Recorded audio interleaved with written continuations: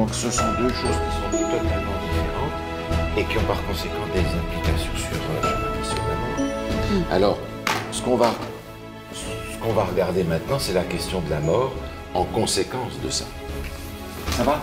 Oui, ben oui. Alors, on va prier ensemble pour demander au Seigneur de nous aider à comprendre sa parole telle que lui l'a conçue. Et la question de la mort va être très simple à résoudre. On peut prier debout. Mais allons-y, tout à fait. Tu veux prier pour nous, Alain? Oui. Bon et tendre Père Céleste, on te remercie de ce moment où on va ouvrir le pain de vie que tu nous as donné, c'est-à-dire ta parole. Seigneur, on te demande de bénir les instructions qu'on va en tirer. Et c'est au nom de ton Fils qu'on te demande ces choses. Amen. Amen. Merci bien. Alors, on avait vu la dernière fois ces différents sens. Maintenant, on va appliquer ça à la situation de la mort. Le corps, en ce qui concerne la mort, on est au clair. On avait vu ce texte où on retourne dans la poussière. On peut quand même le regarder, si vous voulez, dans Genèse au chapitre 3. Genèse chapitre 3, après avoir discuté avec Adam et Ève, il est dit au verset 19, si tu veux nous lire ça, Paul, Genèse chapitre 3, verset 19. C'est à la sueur de ton visage que tu mangeras du pain jusqu'à ce que tu retournes dans la terre d'où tu as été pris, car tu es poussière et tu retourneras dans la poussière. Merci. Alors, le corps, c'est réglé, on sait, on voit, et le Seigneur dit ici, à cause de cette séparation d'avec Dieu, la mort va s'en suivre. Dans le Nouveau Testament, dans Romains au chapitre 6, on a ce texte que nous connaissons bien, et je pense que c'est bien de le relire parce que tout à l'heure, on va avoir besoin de cette notion-là. Romains chapitre 6, c'est le verset 23. Si tu veux nous lire ça. Ça va avec celui qu'on vient de lire. Car Oui. le salaire du péché, c'est la mort. Mais le don gratuit de Jésus, c'est la vie éternelle en Jésus-Christ, notre Seigneur. Alors, la partie solution, on la verra un petit peu plus tard, mais le texte nous dit, le salaire, la conséquence du péché, c'est la mort. C'est la mort. Alors ça, c'est important de le retenir. Beaucoup de passages nous mentionnent le fait que l'homme n'a pas en lui une étincelle éternelle.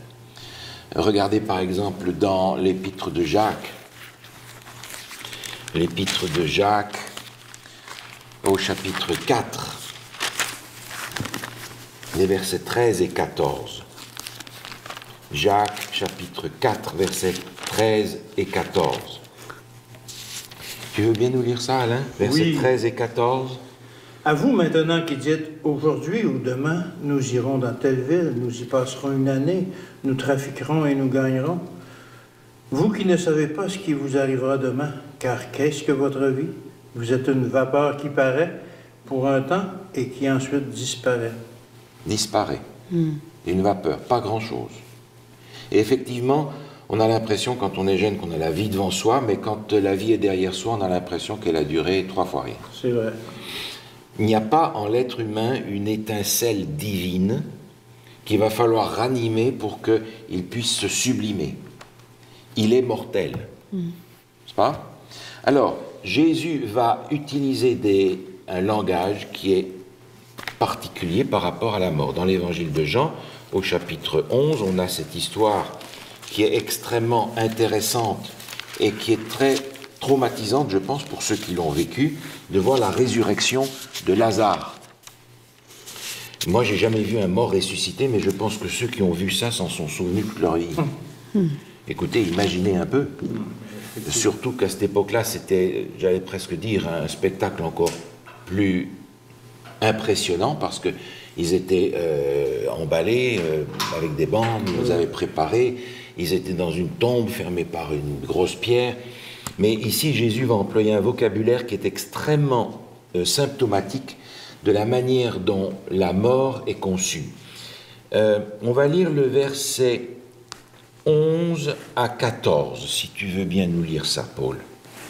Jean 11. Jean 11, verset 11 à 14. Après ces paroles, il leur dit, « Lazare, notre ami, dort, mais je vais le réveiller. » Les disciples lui dirent, « Seigneur, s'il dort, il sera guéri. » Jésus avait parlé de sa mort, mais ils crurent qu'il parlait de l'assoupissement du sommeil. Alors Jésus leur dit ouvertement, « Lazare est mort. » Merci bien. Jésus dit, Lazare dort. Alors, quand on dit que quelqu'un dort, qu'est-ce que ça sous-entend? Normalement, on ferme les lumières, on s'endort, il n'y a plus rien qui se passe dans notre esprit. Et après? On se réveille. Il y a un réveil. Bien sûr. Donc, le soir, quand je vais me coucher, je prends pour acquis que demain matin, je vais me réveiller. Oui. Quand Jésus dit Lazare dort, il sous-entend qu'il y a un réveil qui va arriver. Les disciples n'ont rien compris, et il faut qu'on leur explique, non, Lazare est mort. Et je vais m'en occuper.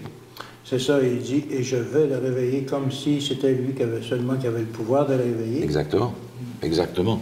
Alors, Jésus va dire, la mort est un sommeil.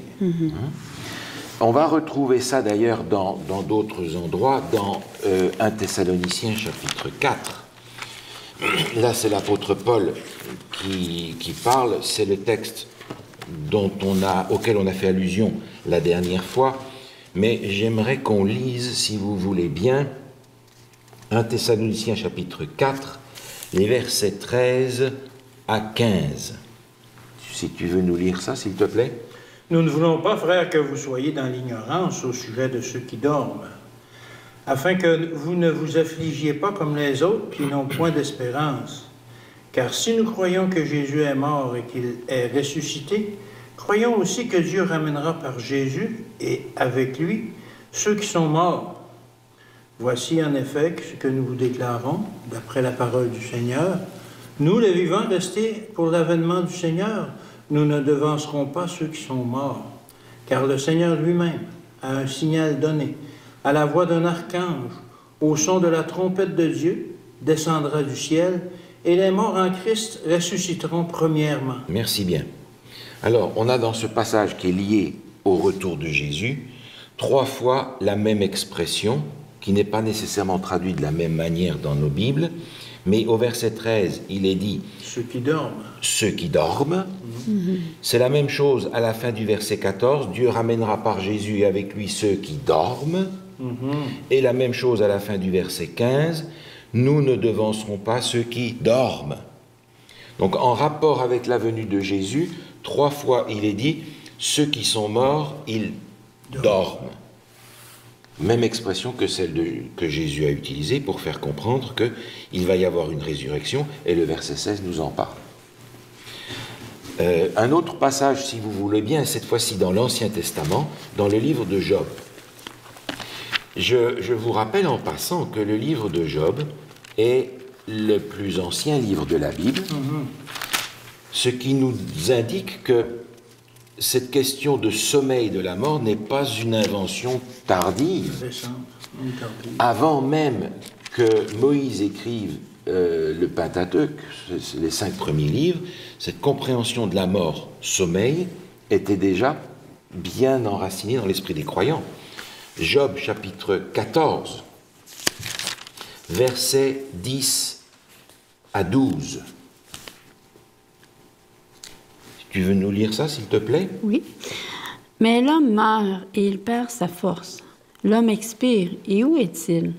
Les eaux des lacs s'évanouissent, les fleuves tarissent et se dessèchent.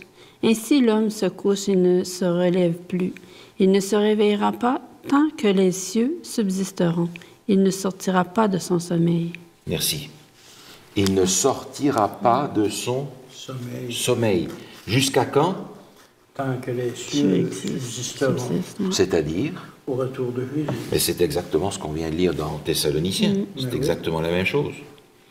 Et pour Job, qui ici est celui qui dit ces choses, ce ne sont pas ses amis qui sont, on le sait parfois dans des idées un peu particulières, mais Job, lui, a les idées très claires.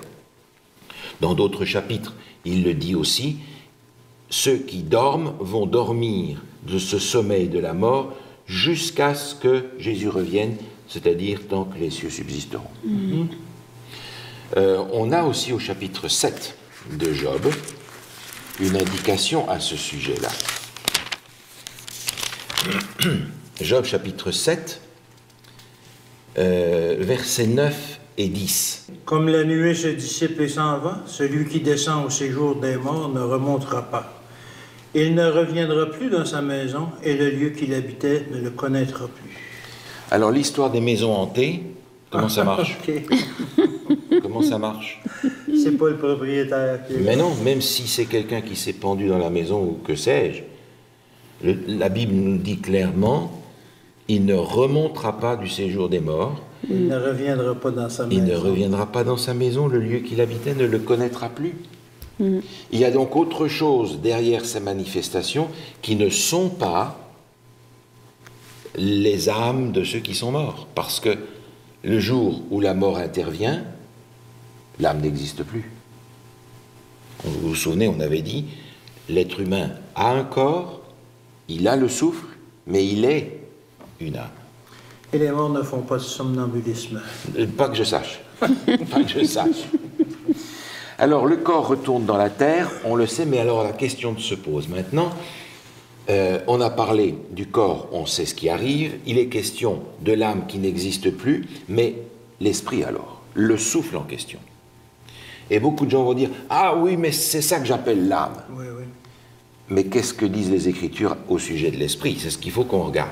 Alors on va regarder dans le livre de l'Ecclésiaste. Dans le livre de l'Ecclésiaste.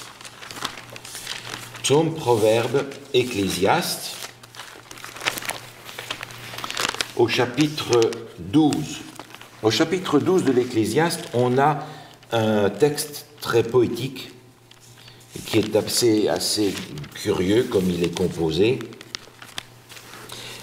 Au début, si tu veux nous lire le verset 1.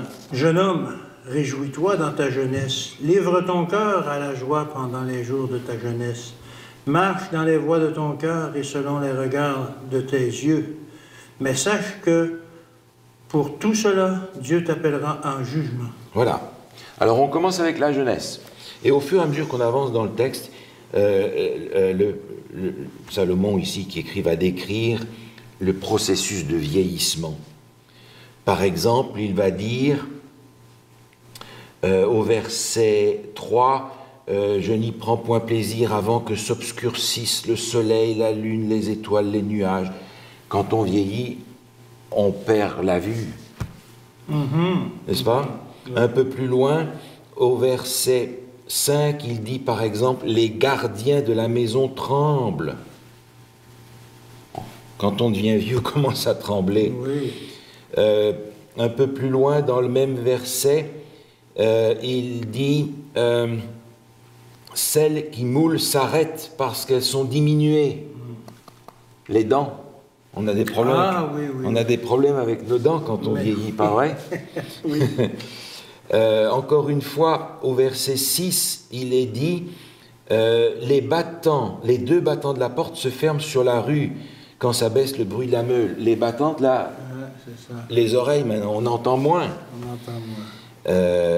Un peu plus loin, au verset 6, au moment où on se lève au chant de l'oiseau. Vous avez vu, les vieillards, ils se lèvent au milieu de la nuit, ils sont... Ouais. Au moment où nous, on se couche, ils se lèvent. Ouais. Un peu plus loin, il est dit où l'on redoute ce qui est élevé.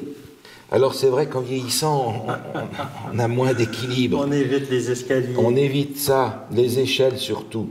Oui. Et il est dit lorsque l'amandier fleurit. Voilà. Les fleurs d'amandier sont quelle couleur? Bien. Oui, elles sont blanches.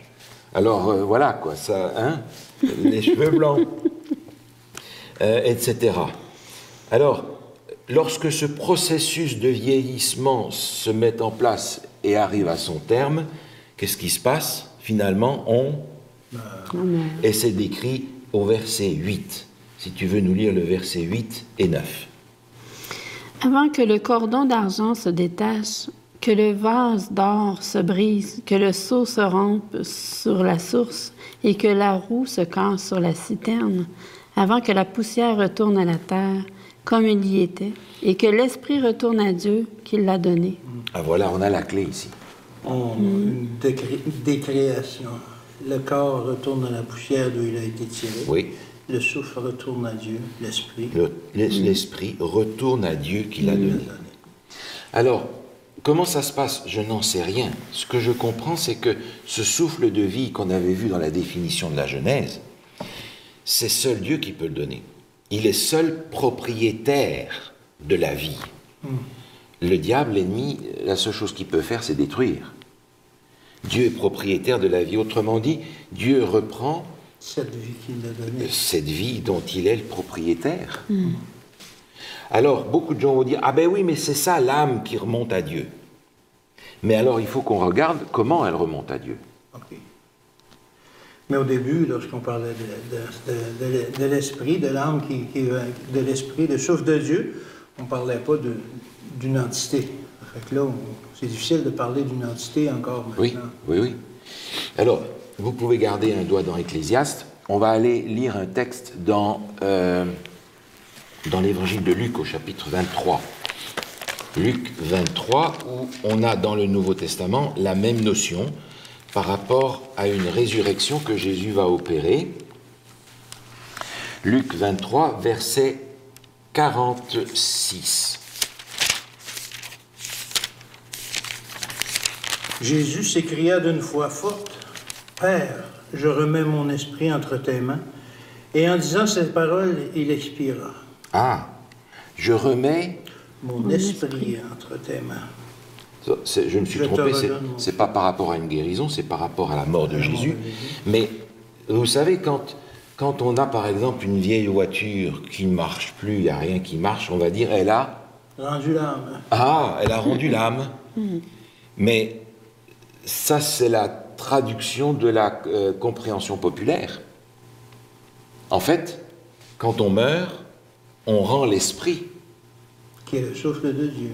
Qui est le souffle de vie. Qu'il nous a donné. Et c'est rassurant de constater que c'est Dieu qui récupère ça. Parce que alors, c'est ça. Il va pouvoir nous le redonner éventuellement. Non seulement Dieu va pouvoir nous le redonner, mais on a l'assurance que pendant la mort, ceux qui sont morts sont protégés de tout ce que l'ennemi peut faire contre eux. Il ne peut plus rien contre le corps. Il ne peut plus rien contre le corps, ils ne peuvent plus rien contre le souffle, ils ne peuvent plus rien contre leur personne. Contre l'esprit, contre... Ils sont là, protégés. Alors, revenez à Ecclésiaste avec moi, si vous voulez bien, au chapitre 9, cette fois-ci de l'Ecclésiaste, et on va lire les versets 5 et 6. Tu veux bien nous lire ça, s'il te plaît? Oui.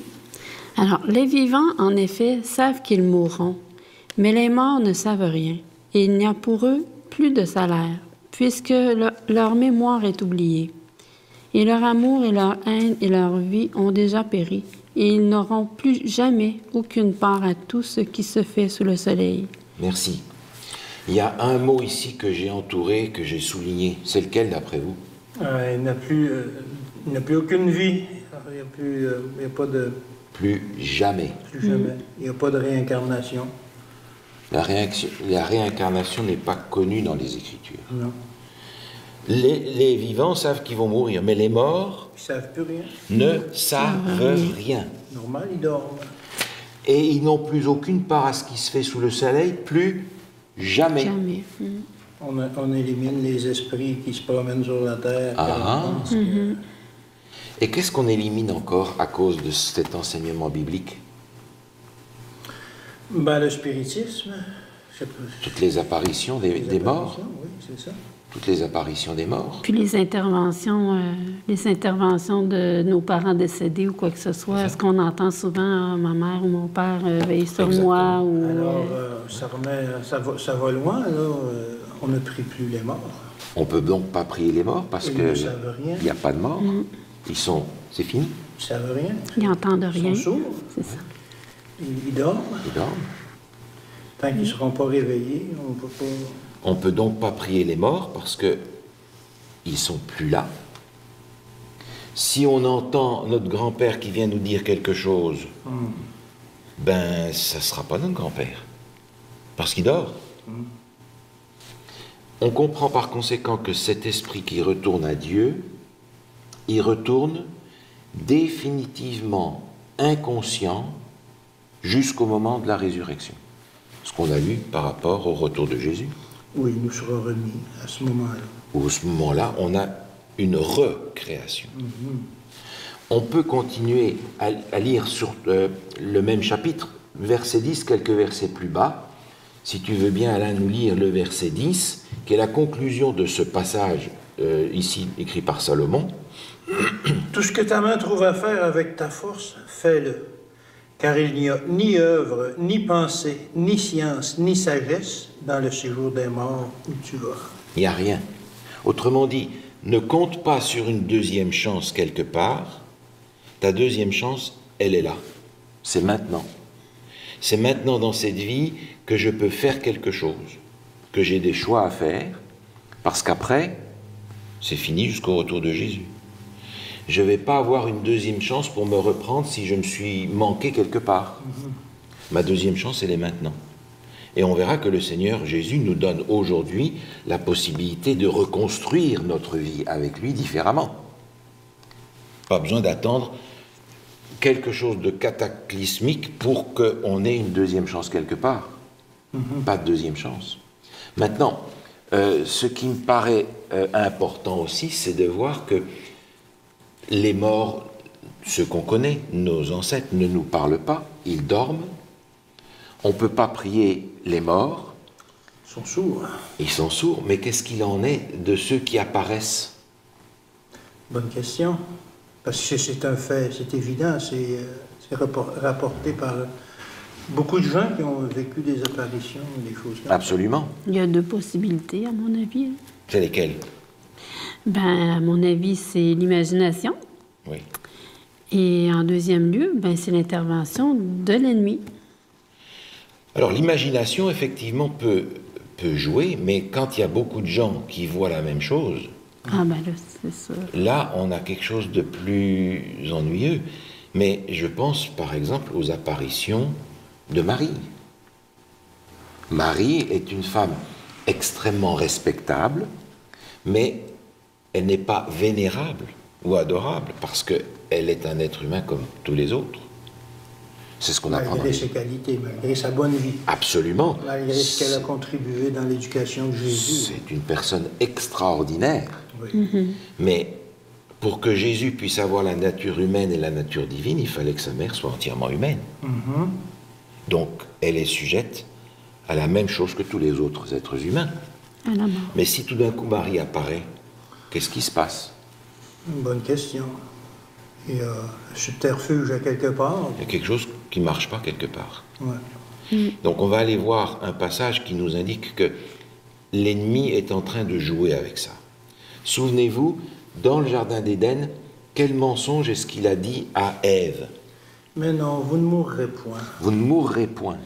Il va donc falloir maintenant qu'il justifie son mensonge, qu'il fasse que ce mensonge apparaisse comme une vérité. Semble vrai. Semble vrai. Et la raison est simple, c'est qu'il est menteur et meurtrier dès le départ. Par conséquent, il va falloir qu'il ne fasse croire que ce qu'il dit est vrai. Et la parole de Dieu dénonce les subterfuges de Satan. On va donc regarder un texte qui nous dit qui est derrière ces manifestations-là. On va regarder dans 2 Corinthiens, au chapitre 11, où l'apôtre Paul ici est en train de parler des faux apôtres, c'est-à-dire des gens qui se présentent comme des apôtres et qui ont un enseignement qui ne correspond pas à l'enseignement de Jésus. Et il va les comparer, vous allez voir, au verset 13 et 14. 2 Corinthiens chapitre 11, versets 13 et 14, si tu veux bien lire ça. Ces hommes-là sont de faux apôtres, des ouvriers trompeurs et déguisés en apôtres de Christ. Et cela n'est pas étonnant, puisque Satan lui-même se déguise en ange de lumière. Satan a la capacité de se déguiser même en ange de lumière. Il a la capacité de se déguiser dans tout ce qu'il veut. Et c'est ce qu'il fait. Et à mon sens, la lumière représente la vérité. Alors, Oui. Voilà. Et il présente le mensonge sous un aspect de vérité, un ange de lumière. Il vient pour éclairer les gens. On a cette idée, par exemple, lorsque Jésus a la tentation au désert.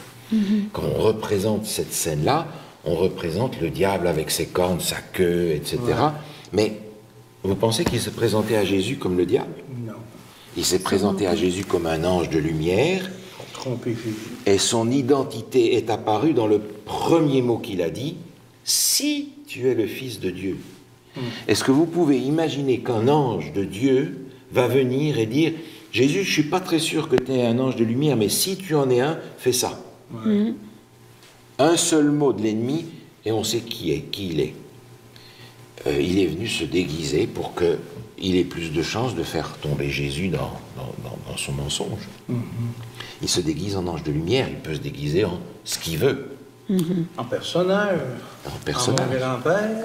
Et on verra tout à l'heure un passage où, effectivement, le diable se déguise. Oui. Et où l'imagination humaine va faire ce qui manque au déguisement. Ah oui. Et c'est là quelque chose d'important parce que beaucoup de gens sont convaincus que c'est leur grand-père, leur grand-mère, un ancêtre qui leur a parlé, ou dont ils sentent la présence, ou qu'ils ont vu, ou même qu'ils vont prier. Et je peux comprendre qu'il soit difficile de changer une mentalité qui s'est incrustée dans notre esprit depuis si longtemps, et depuis des siècles finalement, un enseignement qui a été porté de génération en génération. Ça demande une étude assez assidue des Écritures pour voir la nécessité de conserver l'enseignement biblique, parce que ça va changer ce que l'on va comprendre à la fin des temps. Et si nous sommes à la fin des temps, il est urgent de comprendre ce qui se passe à la fin des temps. On a dans l'Épître aux Hébreux un texte qui est extrêmement clair à ce sujet-là, et qui me paraît intéressant parce qu'il parle de la fin, justement. Hébreux chapitre 11, on a dans ce chapitre une galerie de tous ceux qui sont des héros de la foi dans la compréhension des Juifs. Sans lire le chapitre en entier, on peut passer en revue les personnages dont il est question ici. Au verset 4, il est question de Abel, le premier martyr. Au verset 5, il est question de Hénoch, qui lui n'est pas passé par la mort. Au verset 7, il est question de Noé. Au verset 8, il est question d'Abraham. Au verset 11, il est question de Sarah. Au verset 20, il est question d'Isaac. Au verset 21, de Jacob. 22, de Joseph. 23, de Moïse. 31, de Rahab. 32, et que dirais-je encore, car le temps me manquerait pour parler de Gédéon, Barak, Samson, Jephthé, David, Samuel et les prophètes. Tous ces gens qui sont considérés par les Juifs comme étant des gens dont la foi est un exemple. Comment l'apôtre Paul conclut-il ce chapitre sur la galerie des héros? Versets 39 et 40, si tu veux bien, Paul, nous lire ça. Oui.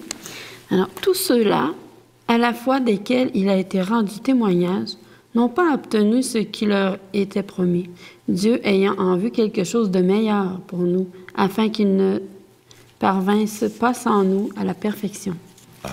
Tous ces gens-là, on va dire aujourd'hui dans la compréhension populaire, « Ah, mais s'ils sont tous au paradis !» Que dit la Bible? Ils ne parvinssent pas sans nous à la perfection. Ils n'ont pas obtenu ce qui leur était promis. Et ce qui nous est promis, c'est quoi? Quelque chose de La vie meilleur. éternelle. La vie éternelle. Et on l'a lu tout à l'heure, alors qu'on voit de nouvelles créatures. Exact. La perfection parfaite, en fait, là. Oui. Alors, on parle de la perfection, Oui. on fait référence à ça. Ils ne l'ont pas obtenu. Ils n'ont pas obtenu. Pourquoi? Parce que Dieu ne veut pas qu'on arrive au paradis à la queue leu-leu les uns derrière les autres. Ouais. Tous ensemble. La famille de Dieu va hériter de cette promesse de la vie éternelle tous ensemble. Alors, on va être en même temps qu'Abraham, Mais oui. Samson, Et Adam. pour eux, c'est une grâce parce que, quel que soit le temps pendant lequel ils sont morts, pour tous ces gens-là, que ce soit des milliers d'années ou au moment où Jésus revient quelques jours ou quelques heures, c'est la même durée, c'est une seconde. Oui. Dieu fait bien les choses Le temps d'un dans seul. son plan. Parce que imaginez quelqu'un qui est mort, prenons Abraham, qui est 1800, 2000 ans avant Jésus, mais ça fait longtemps, hein. Oui. Vous vous rendez compte? Avoir tous les malheurs de la terre, si le... Comment est-ce qu'il peut être au paradis en voyant tous les malheurs de la terre et ce qui est arrivé à son peuple dans la suite des temps? Oui, C'est pas le paradis, ça c'est l'enfer déjà. oui. Donc je ne peux pas imaginer que selon le plan biblique, Dieu fasse souffrir quelqu'un qui est destiné à la vie éternelle pendant des milliers d'années alors qu'il a vécu au pire 175 ans, maintenant beaucoup moins, mais peut-on attendre pendant des années en voyant la catastrophe dans le monde ou dans nos familles?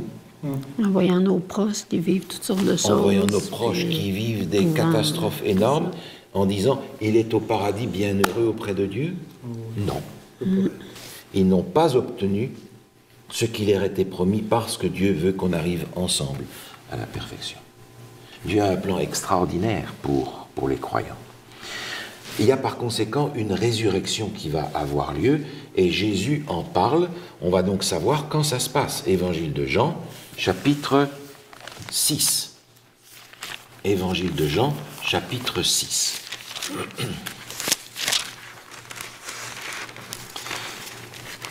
Évangile selon Jean, on va lire le verset, chapitre 6, le verset 40.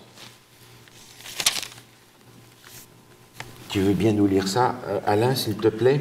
La volonté de mon Père, c'est que quiconque voit le Fils et croit en lui ait la vie éternelle, et je le ressusciterai au dernier jour. Ah ah! À quel moment a lieu la résurrection? Au dernier jour. Quand est-ce que la vie éternelle nous est donnée? Au dernier jour. Au dernier jour. Pas de vie éternelle avant. Par conséquent, ceux qui dorment n'ont pas obtenu ce qui leur était promis, jusqu'à ce que la résurrection arrive. Et la première partie du verset voit que ça s'applique à tout le monde. La volonté de mon Père, c'est que quiconque, Quiconque. tout le monde, quiconque, Mais- peu importe la personne. Exact. Quiconque. Mais quelqu'un qui va lire juste ce bout-là va dire, mais au dernier jour de sa vie? Le texte ne dit pas ça. Non. Le texte dit au dernier jour. Au dernier jour. C'est ça. Alors, au dernier jour, il y a plusieurs choses qui vont se passer. Parce qu'il y aura, lorsque Jésus revient, des gens qui seront morts, mais il y aura aussi des gens qui seront vivants. Alors, on va regarder ce qui se passe dans 1 Corinthiens chapitre 15. 1 Corinthiens chapitre 15, qui est un chapitre où l'apôtre Paul parle entièrement de la résurrection. Et on va lire les versets 51 à 53, si tu veux bien. Voici, je vous dis un mystère. Nous ne mourrons pas tous, mais tous nous serons changés. En un instant, en un clin d'œil, à la dernière trompette, la trompette sonnera, et les morts ressusciteront incorruptibles. Et nous serons changés, car il faut que ce corps corruptible revête l'incorruptibilité et que ce corps mortel revête l'immortalité. Merci. Cette résurrection, elle a lieu au moment où il parle de la dernière trompette, référence au texte de Thessaloniciens qu'on a lu, donc à la fin, pas à la fin de sa vie, mais à la fin des temps. Et ceux qui sont vivants vont être changés en un clin d'œil. Ils vont être transformés, c'est-à-dire qu'ils vont être comme ceux qui ont été ressuscités. Et c'est ça, et l'apôtre Paul ne fait pas de distinction dans le temps, c'est tout le monde en même temps. La trompette, les morts ressusciteront incorruptibles, et nous serons changés en même temps, Oui. C'est tout au même moment. au même moment. C'est ça. Je trouve qu'il y a une grande consolation dans la manière dont Dieu a fait les choses. Parce que je n'ai pas besoin de m'inquiéter pour ceux qui sont morts. Ils ne savent rien, ils ne pensent pas, ils ne sont pas là. Ceux qui sont en Christ sont en sécurité. Ils sont tous en sécurité. C'est durant leur vie qu'ils ont fait leur choix et ils ont saisi la deuxième chance que Jésus donne. c'est par conséquent une invitation à faire dans cette vie ce que nous avons à faire. On l'avait lu dans Ecclésiaste. Oui, oui. Ce que tu as main à faire, fais-le maintenant. Parce que, est-ce que je suis là demain? J'en sais rien. Il y a beaucoup de gens qui se sont réveillés le matin et qui, le soir, n'étaient plus là. Oui. Pour une raison ou pour une autre. J'espère chaque matin que ça ne sera pas mon cas. Mais ça peut arriver. Donc je suis appelé aujourd'hui à faire le choix nécessaire vis-à-vis de Dieu pour pouvoir faire partie de ceux qui seront debout quand Jésus va revenir. Alors j'aimerais faire un petit dessin maintenant. On est au Québec, et puis je suppose qu'avec le nom que vous avez de la parenté en France. Oui, effectivement, nos ancêtres viennent de France. Bon, alors, comme les Français ne savent pas tellement ce que c'est, vous avez décidé de leur envoyer du sirop d'érable. OK. Hein? Bon, C'est bon. c'est bien. Alors, tu vas aller au magasin et puis tu vas acheter des planches de bois. Tu vas acheter un paquet de planches et tu vas acheter une boîte de clous. Ça, c'est des clous. Tu vas faire une boîte et tu vas mettre là-dedans, je ne sais pas, 5 ou 7 gallons de sirop d'érable. Ça va? Oui, oui. Alors, on va dire que les planches, c'est le corps. On va dire que les clous, c'est l'esprit. L'esprit, le souffle qui maintient tout ça. L'esprit.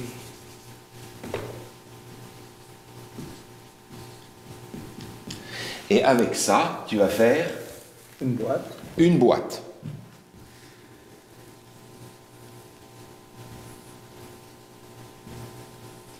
C'est-à-dire que tu vas utiliser les planches Oui. et tu vas clouer tout ça. Tu vas faire tenir les planches ensemble en utilisant les clous.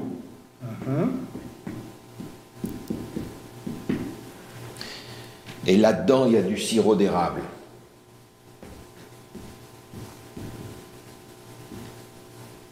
C'est bon, hein? Oui. Ah.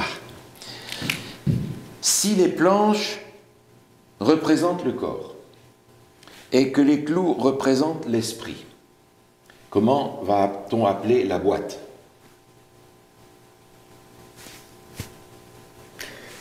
En termes bibliques, l'âme. On va appeler la boîte l'âme parce qu'il y a les Oui. deux morceaux ensemble, n'est-ce pas? Oui. Maintenant, on va mettre ça à la poste, on va expédier tout ça. La famille d'Europe va En Picardie. en Picardie en plus. Oui. Alors nos amis picards vont picoler le sirop d'érable et puis la boîte est là. Et puis au bout d'un temps, ils se disent mais cette boîte elle nous encombre. Donc ils vont prendre des tenailles et ils vont enlever les clous, ils vont faire un tas de clous et ils vont faire ici un tas de planches. Oui. Le fait d'avoir défait la boîte est un phénomène qu'on va appeler, en termes bibliques, dans notre parabole, Ben, la mort. alors d'avoir défait la boîte, c'est-à-dire séparer Les éléments. les éléments, ça va être la mort. Oui. Question. Où est montée la boîte? Où est montée? Ben, elle est encore là. Est-ce qu'elle est montée au ciel? Non. Non. Elle est où? Elle est sur le sol. Elle est Elle est où? sur Elle est où, terre. la boîte? Sur la terre. Elle est restée là. Dépendamment de ce qu'on en fait, on l'enterre, elle disparaît. On la la serre. boîte comme telle, ok, je pensais les éléments. Effectivement, la boîte n'existe plus. Non, il reste juste les éléments. Il reste juste les deux parties Oui. Le corps et l'esprit. qui sont séparées par conséquent, c'est la mort. Qu'est-ce qu'est devenu l'âme? Elle n'existe Elle plus. n'existe plus. La boîte La boîte n'existe plus. C'est ça. Et je ne peux pas demander, la question que j'ai posée est truquée parce que où est montée la boîte? Ben, elle n'est pas montée au ciel, la boîte. Non. Elle monte nulle part. Elle n'existe plus. Elle n'existe plus. On a encore seulement les éléments qui la composaient, mais ce n'est plus une entité. C'est plus un être intrinsèque. vivant, complet. La mort étant intervenue, l'âme n'existe plus. Parce que nous avons un corps, nous avons l'esprit, Et on a vu que le corps. on est Ouais. une âme. On a vu que le corps retourne à la poussière. Le corps retourne à la poussière, l'esprit remonte à Dieu inconscient jusqu'à la fin des temps. L'âme, qu'est-ce qu'elle devient? Elle n'existe Elle plus. n'existe plus, elle est Elle disparue. n'existe plus. La boîte est disparue. La boîte a disparu.